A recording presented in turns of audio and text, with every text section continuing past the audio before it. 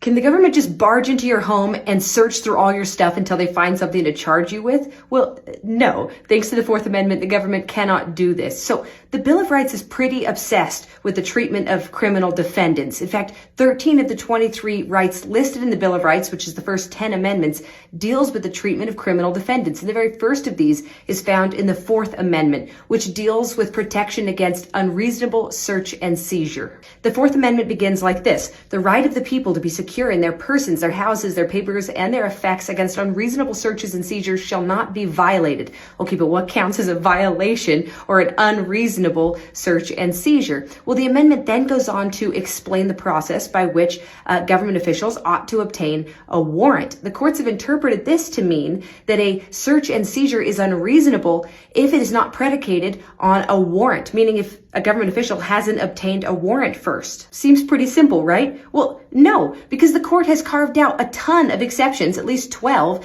to the warrant requirement. And these are themselves really controversial. For example, the plain view doctrine. Does this include drones and stop and frisk and the rights of schools to search students and to conduct things like drug tests? And then, of course, there are bigger questions about whether the Fourth Amendment has created a right to privacy or whether that is nowhere in its original intent and text. So all of this to say, constitutional interpretation is just not simple.